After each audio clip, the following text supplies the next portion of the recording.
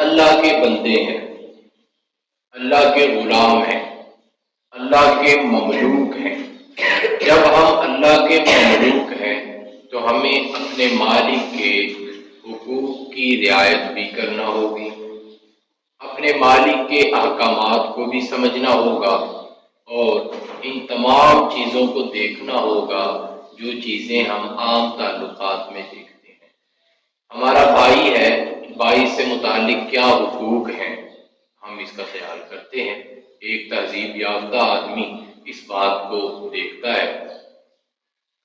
دوسری بات یہ ہے کہ ہم اللہ کے بندے ہیں، جس طرح ہماری رہنمائی عام معمولات زندگی میں کی گئی، دین سے متعلق بھی ہماری رہنمائی اللہ کے قرآن میں موجود ہے، پیغمبر علیہ السلام کے فرمان میں موجود ہے۔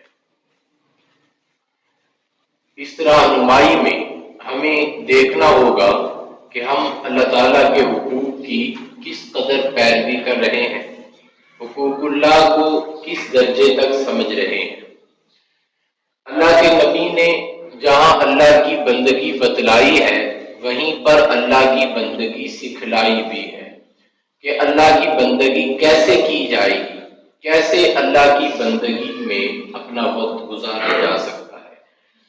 اس کے لیے 5 وقت کی نماز کو مقرر کیا گیا کہ نماز انسان میں استعداد پیدا کرتی ہے کہ وہ گناہوں سے خود کو بچائے، اللہ کی اطاعت میں آئے۔ نماز میں یہ استعداد موجود ہے۔ ان الصلاۃ تنہی عن الفحشاء والمنکر، نماز بری باتوں سے بھی روکتی ہے، بے حیائی سے بھی روکتی ہے، حقوق اللہ کی خلاف ورزی سے بھی روکتی ہے، حقوق العباد کی خلاف ورزی سے بھی روکتی ہے۔ لیکن انسان پریشان ہے کہ میں نماز پڑھتا ہوں، میرے اندر یہ صلاحیت اور استعداد ضرور موجود ہے کہ میں اللہ کی فرما برداری کروں، میرا دل بھی چاہتا ہے، آنا بھی چاہتا ہوں، لیکن شیطان میرے راستے میں رکاوٹ ہے۔ شیطان سے کیسے اس رکاوٹ کو دور کیا جائے، تو اس کا حل یہ بتلایا گیا کہ الصوم جنۃ، روزہ ڈھال ہے۔ نماز پڑھ کے تمہارے اندر دینی استعداد آ چکی ہے، اب شیطان سے بچاؤ کرنا ہے، تو شیطان سے بچاؤ کے لیے الصوم جنۃ، روزہ ڈھال ہے۔ شیطان کے حملوں سے بچنے کے لیے روزے کا اہتمام کیا جائے۔ یہی وجہ ہے کہ صوفیاء اور اولیاء اللہ جب کسی کی تربیت کرتے ہیں، اس تربیت میں آخری حل روزہ ہوا کرتا ہے۔ سب سے پہلے اس کو ذکر بتلایا جاتا ہے تاکہ اس کے دل کی صفائی ہو اور اللہ کی محبت اس کے دل میں آ جائے۔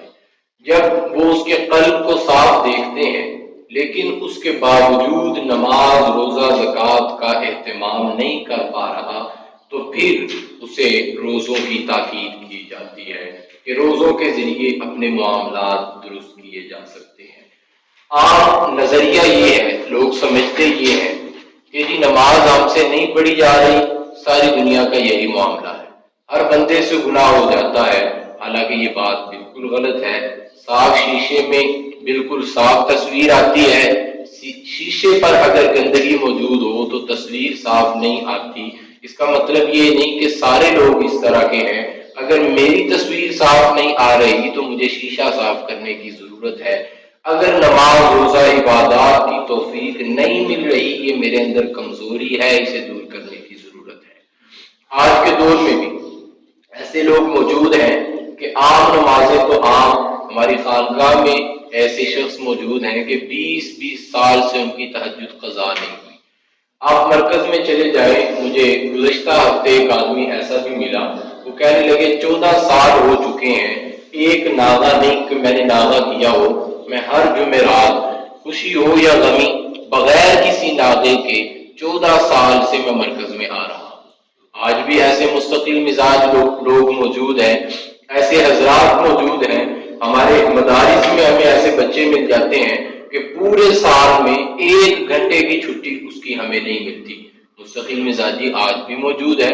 کوئی بھی بندہ کسی بھی فیلڈ میں مستقل مزاجی بنا سکتا ہے۔ اگر میری زندگی میں موجود نہیں تو یہ میری کمزوری ہے۔ اس کو میں یہ کہہ کے کہ یہ معاملہ عام ہے، اگنور نہیں کر سکتا، اس کو چھوڑ نہیں سکتا۔ اب فرمایا کہ دین کی جو استعداد ہے وہ پیدا کرنے والی نماز ہے۔ نماز آپ کو دینی استعداد مہیا کرے گی۔ آپ کے دل میں داعیہ پیدا ہوگا کہ آزان ہوئی ہے، مجھے نماز پڑھنی ہے، رمضان آیا ہے، مجھے روزے رکھنے ہیں، یہ دینی حکم ہے، مجھے عمل پیرا ہونا ہے، اس سے اللہ کے نبی نے روکا ہے، مجھے رکنا ہے۔ یہ تمام اگر چیزیں ہمارے دل میں موجود ہیں تو دل میں ایمان موجود ہے۔ اسی بات کو اللہ کے نبی نے فرمایا کہ اگر نیکی کر کے تمہیں خوشی ملے، گناہ کر کے تم غمگین ہو جاؤ تو تمہیں مبارک ہو کہ تمہارے دل میں ایمان موجود ہے۔ یہ ایمان کی علامت ہے۔ اب مرحلہ اس سے اگلا ہے کہ ایمان تو موجود ہے لیکن شیطان درمیان میں رکاوٹ ہے، حقوق اللہ کی ادائیگی میں، حقوق العباد کی ادائیگی میں سستی ہو جاتی ہے، شیطان کے حملے ہمارے راستے میں رکاوٹ ہے، تو اس کا حل بتلایا کہ الصوم جنت، روزہ ڈال ہے۔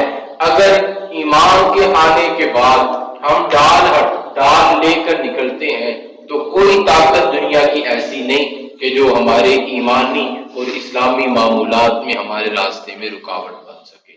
ہمیں اس بات پر غور کرنا ہے کہ اگر ذاتی زندگی میں بھی ایسا معاملہ ہے کہ ہم سے نمازیں رہ جاتی ہیں، دین کے دیگر تقاضے رہ جاتے ہیں، تو روزوں کا اہتمام اس میں سب سے اکثیر اور سب سے مفید ہے۔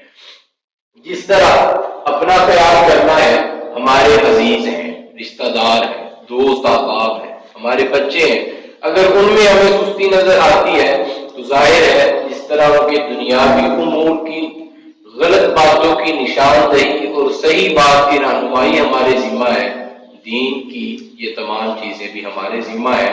ہمیں یہ معمول وہاں بھی دہرا لینا چاہیے۔ اس کے لیے اللہ تعالیٰ نے سال بھر میں ایک مہینہ روزوں کے لیے رکھا ہے۔ ایک مہینہ اللہ تعالیٰ نے مختص کیا تاکہ پورے سال کی بیٹری چارج ہو جائے، پورے سال کے لیے شیطان کی حفاظت کا کچھ نہ کچھ انتظام جمع ہو جائے۔ فرمایا کہ جو عمل جمعے کے دن سے شروع کرو گے وہ عمل پائیدار رہے گا، تادیر رہے گا۔ جو عمل رمضان میں شروع کرو گے اللہ تعالیٰ اس میں بھی برکتیں عطا فرمائیں گے، وہ عمل بھی تادیر رہے گا۔ جس طرح ہم منڈی میں جاتے ہیں، چاول کی کئی بوریاں خریدنی ہے، ایک دانہ بھی اگر ہم ایک مٹھی اٹھاتے ہیں وہ پسند آ جائے تو پورا ٹرک خرید آتے ہیں۔ اگر رمضان میں ہماری عبادات اللہ کو پسند ہے تو پھر پوری زندگی کا معمول بننا اس کے لیے کوئی مشکل معاملہ نہیں ہے۔ اللہ کو عبادت پسند آ جائے تو وہ قبولیت عطا فرما دیتا ہے۔ رمضان کا مہینہ ہماری زندگی کے اندر ایک انقلابی مہینہ بن کے آتا ہے کہ اب ہم اللہ سے راضی اور رضامندی کا پروانہ لے سکتے ہیں۔ لیکن اس رمضان کی اہمیت کے پیش نظر 2 مہینے دیے گئے، ایک رجب کا، ایک شعبان کا۔ صحابہ فرماتے ہیں، حضرت انس کی روایت ہے کہ حضور علیہ السلام رجب کی پہلی رات عبادت میں گزارا کرتے تھے اور فرماتے اللہم بارک لنا فی رجب و شعبان، اللہ رجب اور شعبان میں ہمیں برکتیں نصیب فرما۔ برکت جس طرح مال میں ہے، اولاد میں ہے، اسی طرح زندگی میں بھی برکت ہے۔ تو یہاں برکت کا مطلب ہے کہ اللہ اگر رجب نصیب ہوا ہے تو ہمیں رمضان بھی نصیب فرما، رمضان کی نیک ساعات بھی نصیب فرما۔ رمضان تک کی زندگی مانگی گئی۔ وَبَلِّغْنَا رمضان، اور اگلے جملے میں واضح فرما دیا کہ اللہ ہمیں رمضان کی بہاریں بھی نصیب فرما۔ یہ 2 مہینے رمضان کی تیاری کے لیے، جس طرح عام طور پر ایک فائنل ہے، سیمی فائنل ہے، اس سے پہلے کوارٹر فائنل ہے، تو یہ رجب کا مہینہ یوں سمجھیں کہ عبادات کا کوارٹر فائنل ہے، شعبان سیمی اور رمضان فائنل ہے۔ رمضان کی تیاری ہمیں آج سے کرنا ہوگی۔ آج سے ہمیں اپنے معمولات میں رمضان والے طریقے لانے ہوں گے۔ علماء نے یہ لکھا ہے کہ حضور نبی کریم صلی اللہ علیہ وسلم کا عام معمول یہ تھا کہ سال بھر تو روزے رکھتے لیکن شعبان میں روزے اس قدر کثرت سے نہ رکھتے، اور بعض دفعہ یوں بھی ہوتا کہ شعبان میں حضور روزے بالکل چھوڑ دیا کرتے تاکہ کچھ جمع خرچ اکٹھا ہو جائے، اتنی قوت اکٹھی ہو جائے کہ رمضان میں یہ معاملہ نہ ہو کہ عبادات کے اندر خلل آ جائے، عبادات کے اندر کمی آ جائے، حضور علیہ السلام رمضان میں شعبان میں نہیں، تو اس کا متبادل پھر رجب ہے۔ رجب میں ہمارے یہاں سردی کا موسم ہے، تو روزوں کا اہتمام اس نیت سے کہ اللہ تعالیٰ رمضان میں آسانی فرما دے، رجب میں رات کو جاگنا اس نیت سے کہ رمضان کا قیام اللیل ہمارے لیے آسان ہو جائے، لمبے لمبے نوافل پڑھنا، نفل میں آپ ایک سورت 20 دفعہ بھی پڑھ سکتے ہیں، لمبے لمبے نوافل پڑھنا تاکہ رمضان کی تراویح اطمینان کے ساتھ نصیب ہو جائے، یہ رمضان کی تیاریوں میں سے تیاری شمار ہوتا ہے۔ رجب میں ہمیں جہاں دیگر چیزوں کو دیکھنا ہے تو ہمارے دین اسلام کی بنیاد عقائد ہے۔ عقیدہ کہتے ہیں عقدن کو، گرہ کو، جس طرح ہم گرہ لگاتے ہیں تو ایک چیز کا تعلق دوسری چیز کے ساتھ مضبوط ہو جاتا ہے، بالکل ہمارے دین میں جو عقیدہ ہے یہ عقیدہ امتی اور نبی کو جوڑنے کے لیے ہوتا ہے، جس قدر پختہ گرہ ہوگی اس قدر پختہ تعلق ہوگا، جتنا پکا عقیدہ ہوگا اتنا ہی پکا تعلق امتی کا اپنے نبی کے ساتھ ہوگا۔ دین اسلام کے بنیادی اور بڑے عقائد تین ہیں، توحید، رسالت اور آخرت۔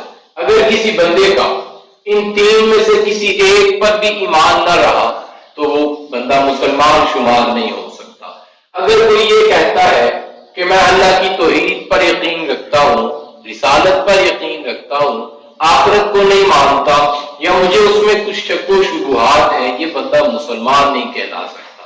اگر کوئی بندہ آخرت اور رسالت کو تو مانتا ہے لیکن توحید کے متعلق اس کے ذہن میں سوالات ہیں، یہ بندہ بھی مسلمان نہیں رہ سکتا۔ ایک بندہ توحید اور آخرت کو مانتا ہے، اللہ کے نبی کی رسالت میں شک و شبہات میں اگر وہ مبتلا ہے تو یہ بندہ بھی مسلمان نہیں کہلا سکتا۔ دین اسلام کے بنیادی اور بڑے عقائد تین ہیں، توحید، رسالت اور آخرت، تین بڑے عقیدے ہیں، توحید، رسالت اور آخرت۔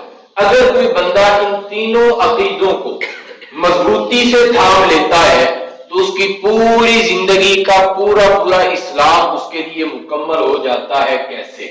آئیے ان عقائد کو ذرا تفصیل سے دیکھتے ہیں۔ توحید کسے کہتے ہیں؟ توحید کا انکار کیا ہے؟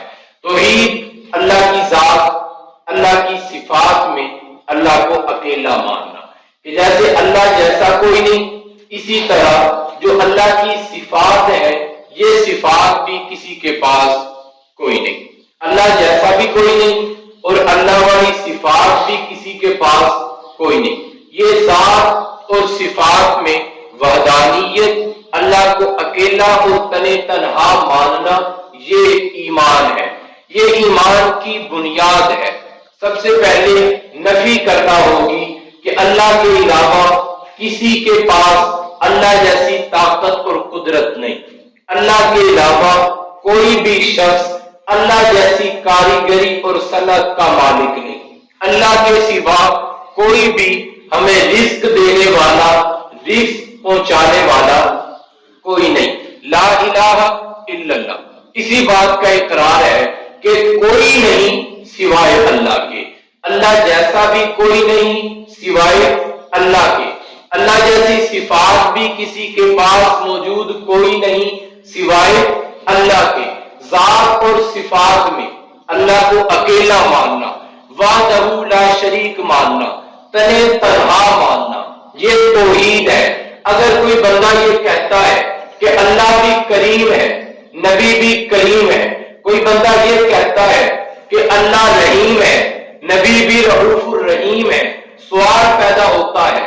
لوگ عام لوگوں کو الجھنوں میں مبتلا کرتے ہیں کہ دیکھو اللہ بھی کریم ہے، نبی بھی کریم ہے، لوگ اللہ کو بھی رحیم کہتے ہیں، نبی کو بھی رحیم کہتے ہیں، لوگ تو لوگ ہیں۔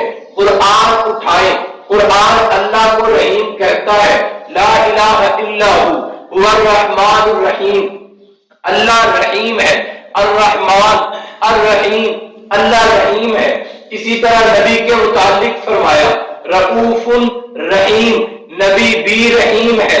کیا یہ بندہ بھی مشرک ہو جاتا ہے چونکہ اللہ کی صفت نبی میں بول رہا ہے، اللہ کی صفت کو نبی کے لیے بول رہا ہے، لوگ سوال پیدا کرتے ہیں کہ اسے بھی مشرک کہو، تو اس کا جواب یہ ہے کہ جو اللہ کی صفات ذاتیاں ہیں جن میں کوئی اور شرکت نہیں کر سکتا، اس کے اندر اللہ کے ساتھ کسی کو شامل کرنا یہ شرک ہے۔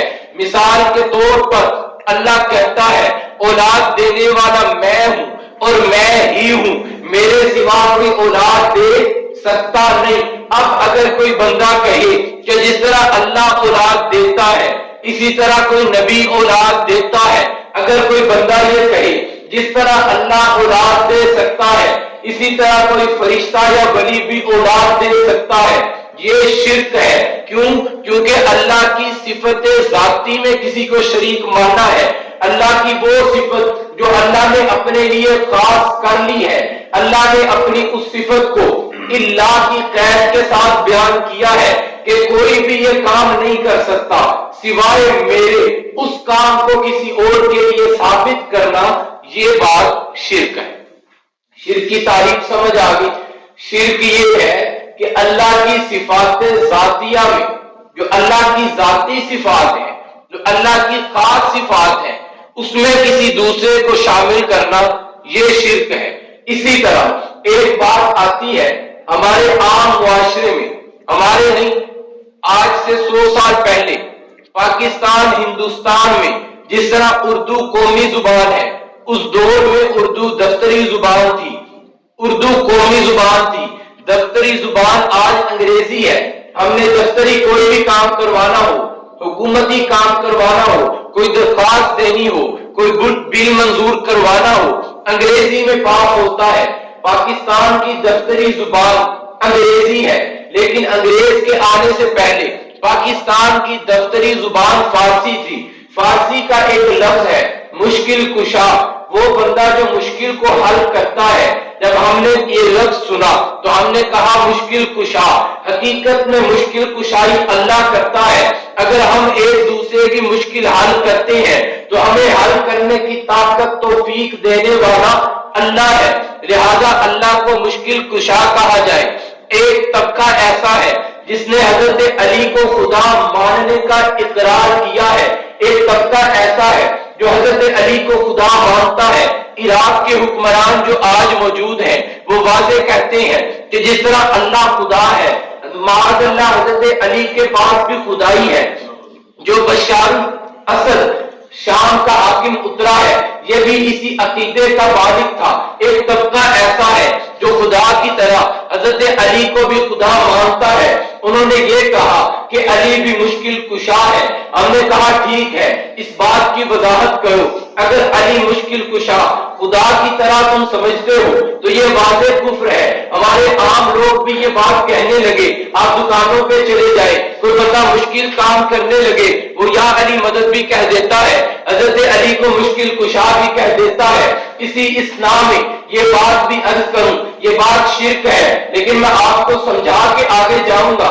اس کے تحت ایک مسئلہ ہے، ایک آدمی اگر کسی جانور کو ذبح کر رہا ہے، جانور اس سے تنگ ہوا، یہ جانور سے اس مشکل میں اس نے کہہ دیا یا علی مدد یا علی مشکل کشا، اس نے شرک کے الفاظ بولے ہیں، اسی دوران اگر اس کو چھری پھیر دی جائے، یہ سارے کا سارا جانور حرام ہے۔ اس مسئلے کو سمجھنے کی ضرورت ہے۔ اگر جانور گراتے ہوئے کسی بندے نے یا علی مدد کہہ دیا، اناڑی لوگ لائے جاتے ہیں، ہمیں خیال خود رکھنا ہوگا اپنی قربانی کا۔ اگر اس نے شرکیہ لفظ بول دیا قربانی ضائع ہو جاتی ہے۔ تو میں سوال کرتا ہوں، عام لوگ کہتے ہیں یا رسول اللہ مدد کہتے ہیں، میں نے دیکھا ہے مسجدوں میں اٹھتے بیٹھتے یا رسول اللہ مدد کہتے ہیں، یا علی مدد بھی کہتے ہیں، علی مشکل کشا بھی کہتے ہیں۔ اب میں سوال یہ کرتا ہوں کہ اگر علی اور رسول اللہ کو تم مدد ان سے مانگتے ہو تو یہ بتاؤ کہ وہ مدد کون سی ہے؟ وہ مدد جو ہم ایک دوسرے کی کرتے ہیں یا وہ مدد جو اللہ بندے کی کرتا ہے؟ اگر تو کسی کا نظریہ ہو کہ اللہ کے نبی اور حضرت علی وہی مدد کرتے ہیں جو مدد اللہ کرتا ہے، تو کوئی بھی شخص اس کے کفر میں شک کر نہیں سکتا۔ آپ یہ فتویٰ بریلویوں کے پاس لے جائیں، अहले हदीसों के पास ले जाए या देवबंदियों के पास ले आए, किसी भी मुसलमान मकतबे फिक्र का आलिम हो, उसे जाके बतलाइए कि भाई मैं रसूलुल्लाह से इस तरह मदद मांगता हूँ जिस तरह अल्लाह से मांगता हूँ, मैं हजरत अली से उस तरह मदद मांगता हूँ जैसे अल्लाह से मदद मांगता हूँ। वो आपके कुफ्र का फतवा लेगा।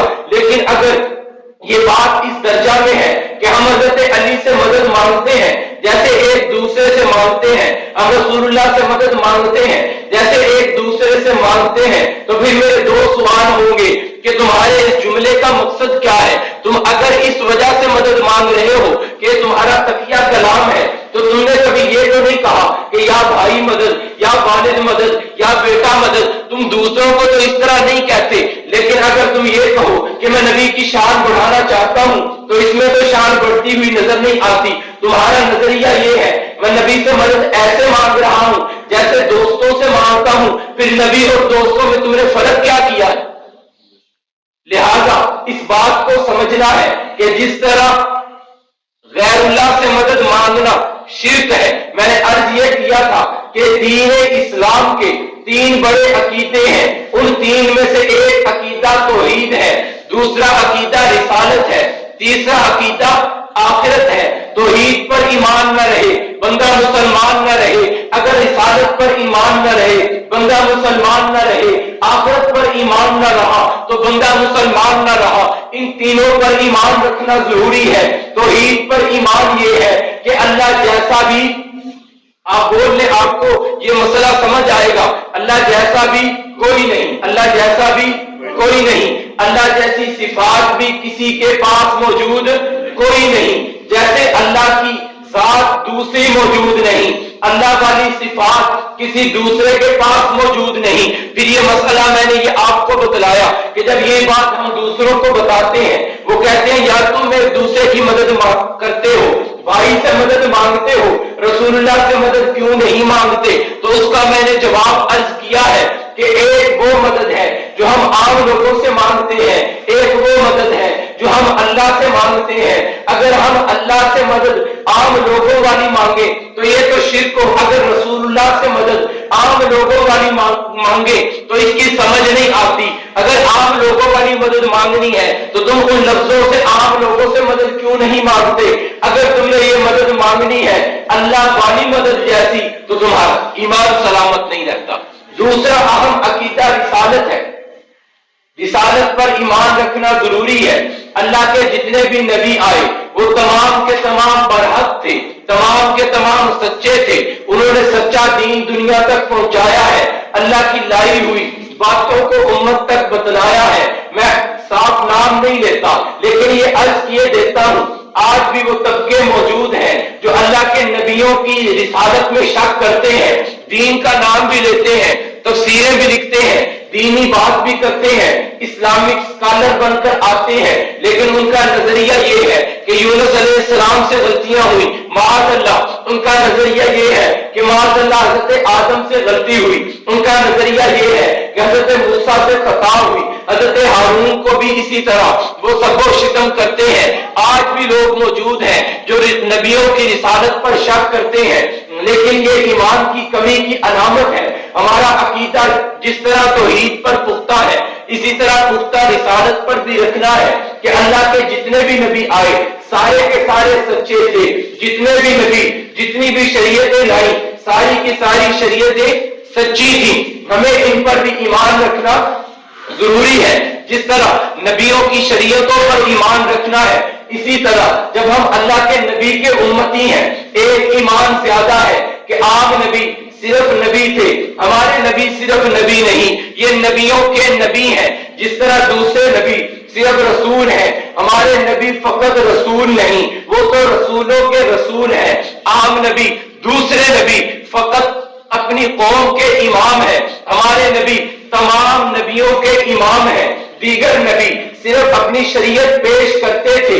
अल्लाह के नबी ने जो शरीयत पेश की उसमें आयत ये मौजूद है, वल्लज़ीना युमिनून बिमा उनज़िला इलैक। ईमान वाला वो है, मुसलमान वो है जो नबी की नबूवत पर भी ईमान रखे, नबी की शरीयत पर भी ईमान रखे। वमा उनज़िला मिन क़ब्लिक, पहले आए हुए नबियों की नबूवतों, शरीयतों, रिसालतों पर भी कामिल ईमान रखे, ये बंदा मुसलमान है। मुसलमान और साहिब ईमान होने के लिए जिस तरह नबी की नबूवत को मानना जरूरी, दीगर नबूवतों को मानना भी जरूरी, और ये तमाम का तमाम ईमान हमें अल्लाह के नबी के सदके मिला है, अल्लाह के नबी के वसीला से मिला है। और एक दीगर चीज भी अल्लाह के नबी में एक खासियत, खुसूसियत और इनफरादियत मौजूद है। वो इनफरादियत हुजूर का आखिरी नबी होना है, हुजूर का खातिम और खातम होना है।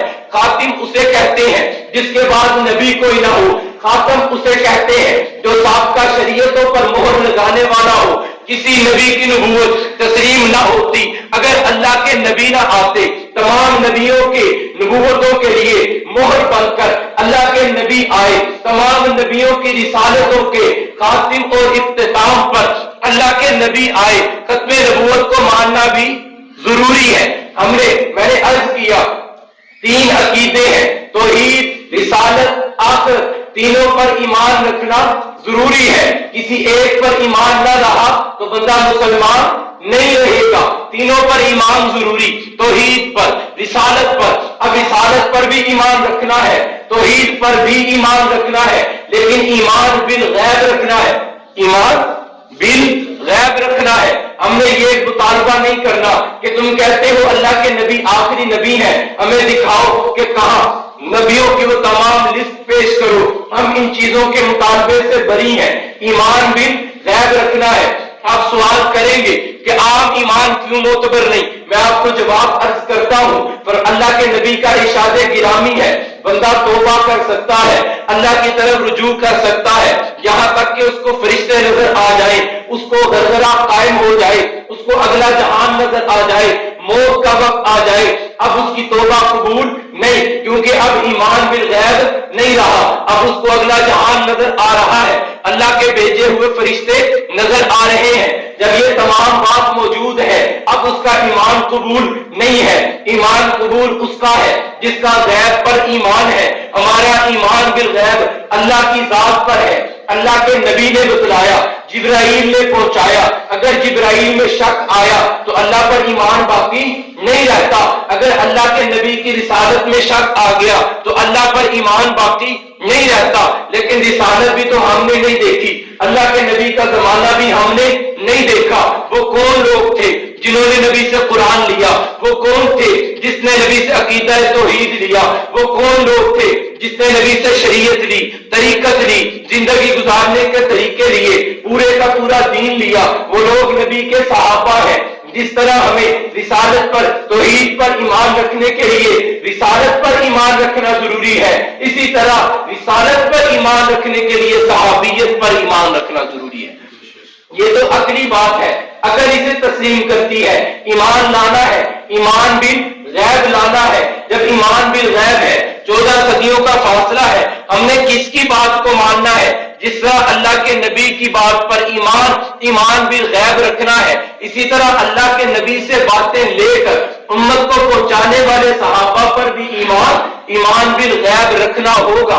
सहाबा पर भी ईमान जरूरी है। अगर सहाबा की अदालत में शक आ जाए, कोई बंदा ये कहे कि हम भी इंसान हैं, वो भी इंसान थे, हमसे भी गलतियां होती हैं, उनसे भी गलतियां होती होंगी, अगर नजरिया ये कायम हो जाए तो कुरान तो महफूज सहाबा ने किया है। अल्लाह के नबी के दौर में कुरान लिखा हुआ इन 2 गत्तों में महफूज नहीं था, उसके सीने में कुरान है, दूसरे सहाबी के सीने में कुरान है। अल्लाह के नबी ने कुरान किसी संदूक में नहीं रखा, किताब में नहीं लिखा, कहीं तख्तियां नहीं लटकाई। अल्लाह के नबी ने कुरान उम्मत के हवाले किया, तो जो संदूक बने, जिस जगह अल्लाह के नबी ने कुरान को रखा, वो जगह वो तो सहाबा के दिल है, सहाबा के सीनों में अल्लाह के नबी ने कुरान रखा था। हुजूर के दुनिया के से जाने के बाद हज़रत अबू बकर के जमाना में ये कुरान लिखा गया।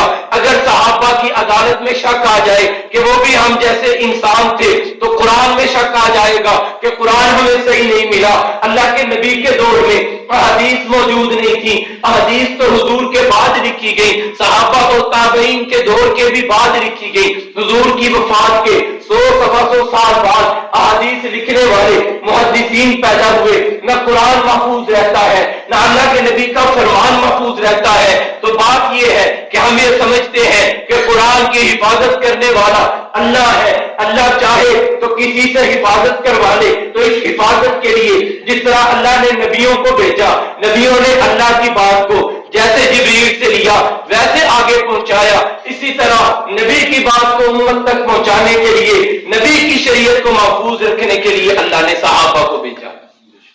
صحابہ کا انتخاب ہوا ہے، اللہ کے نبی کی حدیث ہے، فرمایا ان اللہ اختارنی واختارنی اصحابی، اللہ نے نبوت کے لیے، ختم نبوت کے لیے مجھے چنا ہے، واختارنی اصحابی، پھر میری صحبت معیت، میری شریعت کی حفاظت کے لیے صحابہ کو چنا ہے۔ ہمارا عقیدہ یہ ہے سب کا انتخاب غلط ہو سکتا ہے، رب کا انتخاب غلط نہیں ہو سکتا۔ نبیوں کو بھی اللہ نے چنا، نبیوں میں کمی کوئی نہیں، صحابہ کو بھی اللہ نے چنا، صحابہ میں بھی کمی کوئی نہیں۔ یہ ایمان رکھنا ضروری ہے، اگر ایمان نہ رہا ساری دینیات مشکوک ہو جاتی ہیں۔ میں نے ابتدا میں عرض کی تھی کہ دین کے عقائد بنیادی تین ہیں، توحید، رسالت، آخرت ہے۔ توحید پر ایمان نہ رہا تو ہمارا ایمان مشکوک ہو جائے گا، ہم مسلمان باقی نہیں رہتے۔ اگر رسالت پر ایمان نہ رہا تو ہمارا اسلام باقی نہیں رہتا۔ تو رسالت جن صحابہ نے پہنچائی، اگر ان صحابہ پر ایمان نہ رہا تب بھی ہمارا ایمان محفوظ نہیں۔ تیسری بڑی چیز آخرت ہے۔ اللہ کے نبی نے فرمایا کہ موت کو کثرت سے یاد کیا کرو، کثرت سے موت کے تذکرے کیا کرو، تاکہ تمہیں پتا چلے کہ جس طرح ایک زندگی یہ ہے، ایک دنیا سے پردہ کرنے کے بعد کی زندگی ہے، جس طرح زمین کے اوپر زندگی ہے، ایک زمین کے نیچے بھی زندگی ہے، جس طرح نظر آنے والی زندگی ہے، اسی طرح ایک غیب کی بھی زندگی ہے۔ غیب کے پردے میں بھی جہان موجود ہے، یہاں ہمیں ضروریات پیش آتی ہیں، وہاں بھی ضروریات پیش آئیں گی، جہاں مشکلات پیش آتی ہیں وہاں بھی مشکلات پیش آئیں گی۔ جہاں اس دنیا کا خیال کرتے ہو اس دنیا کا بھی خیال کرو، جہاں اس جگہ کے انتظامات کرتے ہو اس جگہ کے بھی انتظامات کرو۔ یہ بات ہمارے تک پہنچانا نبی کی ذمہ داری، اللہ کے نبی نے پہنچایا، آگے علماء کی ذمہ داری، علماء نے ہم تک پہنچایا۔ اب ہمیں اس بات کی بھی ضرورت ہے کہ موت کو کثرت سے یاد رکھا جائے۔ ہم کسی کے ساتھ معاملہ کریں، اس معاملے میں جہاں دنیا کا نفع دیکھیں وہیں آخرت کا نفع دیکھیں، جہاں اس معاملے میں دنیا کے نقصانات اپنے سامنے رکھتے ہیں، آخرت کا نقصان بھی سامنے رکھیں کہ اگر مجھے کوئی بھولا آدمی ملتا ہے، اس کو اس معاملے کا علم نہیں، میں اسے دھوکہ دیتا ہوں، دنیا کا نفع ملتا ہے، ٹھیک ہے تم نے نفع کمایا لیکن تیری زندگی ایک نہیں، زندگیاں دو ہیں، دوسری زندگی کا دیکھ، کیا وہاں بھی نفع ہے؟ نہیں، وہاں تو نقصان ہے۔ اس بات کو چھوڑ دیا جائے، کیوں؟ کیونکہ اصل زندگی تو وہ ہے، اسی زندگی کو مقدم رکھنا ہے، آخرت کے عقیدے پر یقین رکھنا ہے، آخرت کو یاد رکھنا ہے۔ کسی کے ساتھ معاملات کرتے ہوئے، اپنے معاملات میں چلتے ہوئے جہاں توحید کا خیال ضروری ہے، رسالت کا خیال ضروری ہے، آخرت کا خیال بھی ضروری ہے، دیکھی جائے گی۔ یہ بات ہم دنیا کے معاملات میں نہیں کہتے، کیونکہ زندگی گزارنی ہے، روٹی کھانی ہے، مشکلات کا مقابلہ کرنا ہے۔ بالکل اسی طرح کا معاملہ آخرت میں بھی ہے، وہاں بھی رزق کی ضرورت ہے، وہاں بھی بھوک لگے گی۔ اگر انتظام نہ کیا تو ہمیں لوگوں کا پیپ اور پیشاب پینا پڑے گا، وہاں پیاس لگے گی۔ انتظام نہ ہوا تو لوگوں کا پیپ اور ریشہ پینا پڑے گا، وہاں بھوک لگے گی۔ اگر وہاں کے کھانے کا انتظام نہ کیا تو کانٹے دار جھاڑیاں کھانی پڑے گی۔ اللہ کے نبی نے فرمایا وہ بھوک میں اس کے سامنے جھاڑیاں رکھی جائیں گی، وہ انکار کرے گا، لیکن جب انسان انتہائی درجے کا بھوکا ہو، وہ بھوک میں انتہائی مبتلا ہو تو اس سے رہا نہیں جاتا۔ اسی کیفیت میں وہ ان کانٹوں کو اٹھائے گا، منہ میں ڈالے گا تو اس کا سارا نظام وہ خراب کرتے ہوئے، سارے اندر کا نظام لے کر وہ تمام کی تمام جو کانٹے دار جھاڑیاں ہیں نیچے سے نکل آئیں گی۔ اس کے سامنے پیاس کی صورت میں جب پیپ اور پیشاب رکھا جائے گا، وہ اس سے کراہت کا اظہار کرے گا کہ میں تو یہ پانی نہیں پیتا۔ جب مجبور ہو کر پیے گا، اس کا سارا نظام اندر سے ختم ہو جائے گا، اسے دوبارہ اس حالت میں درست کیا جائے گا، دوبارہ پیاس لگے گی، دوبارہ اس مشکل سے گزرے گا۔ بھوک یہاں لگتی ہے، ہم انتظام کرتے ہیں، بھوک وہاں بھی لگے گی، وہاں کا بھی انتظام کیجئے۔ پیاس یہاں لگتی ہے، پیاس آخرت میں بھی لگے گی، وہاں کا بھی انتظام پیش کیجئے۔ جس طرح یہاں مشکلات آتی ہیں، مشکلات وہاں بھی آئیں گی، यहाँ अगर हम कारखाने में चोरी करें तो मालिक को जवाब देना पड़ता है, अगर किसी को थप्पड़ मारे तो हमें थाने में जाकर हिसाब देना पड़ता है। यही मामला उस जिंदगी में भी है। यहाँ किसी के साथ नुकसान किया, उसका हिसाब देना होगा, उसका हिसाब चुकता करना होगा। ये बात वहां बतानी होगी कि मेरे फुला मामूलात। अल्लाह के नबी ने फरमाया क़यामत वाले दिन इंसान कब्र से उठेगा, उस वक्त तक अपना कदम उठा नहीं सकता जब तक ये बताएगा नहीं कि मैंने जो माल कमाया था वो लगाया कहाँ है। एक एक मसरफ बताना पड़ेगा कि जी इतना बच्चों पर लगाया है, इतना दीगर मामूलात में लगाया है। अगर ये जवाब नहीं देगा आगे बढ़ नहीं सकेगा। फरमाया जाएगा तुम्हें इल्म दिया गया था, तुम्हें बताया गया था नमाज फर्ज थी, तुमने पढ़ी के नहीं, तुम्हें बताया गया था रोजे फर्ज है, तुमने पढ़े और दूसरों को बताया कि नहीं। इल्म का सवाल किया जाएगा कि उस पर कितना अमल किया है। तीसरा सवाल, तुम्हें जवानी दी गई थी, बड़ी कुव्वत और ताकत दी गई थी, शबाब दिया गया था, पूरे मुल्क को तुम पर नाज था कि हमें अपने नौजवानों पर नाज है, तुम्हारे घर वालों को तुम पर नाज था, बच्चा जवान है अब फिक्र कोई नहीं, तुम्हारे खानदान को तुम पर नाज था कि कोई हमारी तरफ टेढ़ी आंख से देख नहीं सकता, बच्चा हमारा जवान है, ताकत में है, शबाब में है। इस्लाम को भी तेरी जवानी पे नाज था। तू बता तो सही, तूने इस्लाम को फरोग दिया या इस्लाम का ठट्ठा किया? कश्मीर में बच्चे मरते रहे, तूने उन शोलों को बुझाने की बजाय पाकिस्तान में शुरलियां चलाकर तूने उनका मजाक तो नहीं बनाया। तुझे ताकत दी गई थी, तुझ पर तेरे खानदान को नाज था, तुझ पर तेरे इस्लाम को भी नाज था, तूने खानदान की लाज तो रखी। लोग खानदान के लिए कर जाते हैं, मर जाते हैं, लेकिन सवाल होगा तुम अपने नबी का नाज था, अपने इस्लाम का नाज था, अपने कलमे का नाज था, तूने इसके लिए क्या अमल किया? हमें आखिरत को भी याद रखना है। जिस तरह ये जिंदगी गुजर रही है, एक जिंदगी वो भी गुजरेगी, यही जिंदगी होगी, हम ही होंगे। जो मामूलात यहाँ है वो वहां भी पेश आएंगे, वहां भूख भी लगेगी, प्यास भी आएगी, मुश्किलात भी आएंगी, दीगर चीजों और मुराद की जरूरत भी पेश आएगी। और अल्लाह ने उन तमाम कामों को हमारे लिए आसान बनाया है। यहाँ 500 कमाने के लिए हमें पूरा दिन दिहाड़ी करनी पड़ती है, लेकिन फरमाया तो एक दफा सुभान अल्लाह कह, तुझे पूरा मकान जन्नत में अता कर दिया जाएगा। यहाँ की जिंदगी के लिए मेहनत ज्यादा है, वहां की जिंदगी के लिए मेहनत थोड़ी है। जिस तरह हमें तौहीद पर ईमान रखना जरूरी है, रिसालत पर ईमान रखना भी जरूरी है, इसी तरह आखिरत पर ईमान रखना भी जरूरी है। इसे भी अपने ज़हन में रखना है, अपनी जिंदगी के मामूलात में रखना है। किसी के साथ मामलात करने हो, अपने मामूलात में चलना हो, जहां इस दुनिया के नफे नुकसान को देखना है, वहां उस दुनिया के नफे नुकसान को भी देखना है। और शुरू में मैंने अर्ज की, उसे बता के इस मसले को खत्म करता हूं कि अल्लाह ताला ने, अल्लाह के नबी ने जिस तरह दुनियावी मामलात के मुतालिक रहनुमाई फरमाई है, बिल्कुल इसी तरह दीन के मुतालिक भी अल्लाह के नबी ने रहनुमाई फरमाई है।